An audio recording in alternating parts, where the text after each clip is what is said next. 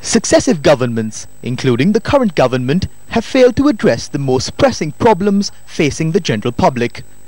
One must wonder why no attention is paid to these problems, no matter how many times they are highlighted by the media, including News First.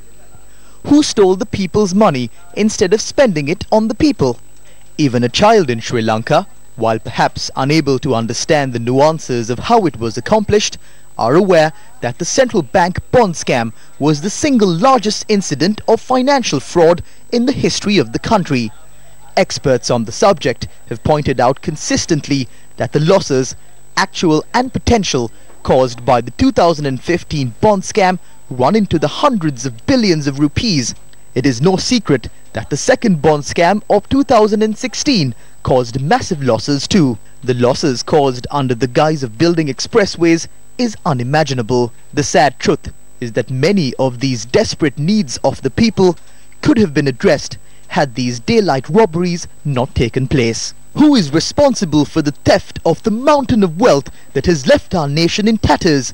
Couldn't these funds have been used to upgrade village schools, which are in a total mess? Couldn't these funds have been used to provide clean drinking water to most of our people desperate for clean water?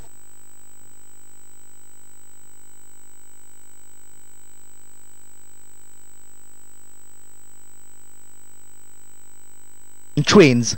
Couldn't these funds have been used to find a solution to the human-elephant conflict that wages on, claiming both human and elephant lives? As all of these issues continue to deteriorate, who is behind protecting the former central bank governor, who is a Singaporean national, the man wanted in connection to the heist of the central bank treasury bonds?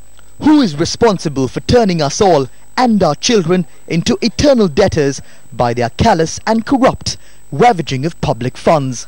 As we all know, elections are now around the corner again, and suddenly these politicians have remembered the people and the village. They have no plan. The country is under a mountain of debt, and therefore they have no funds. But they gallantly march into the villages, promising jobs and development, lying through their teeth.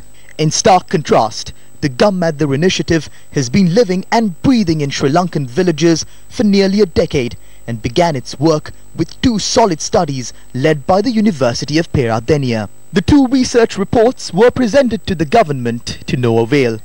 It was only after this that we called on the general public to help, and the general public answered that call. Backed by meticulously collected and collated research data and the incredibly generous public support, Gammadhar today has succeeded in resolving problems across Sri Lanka.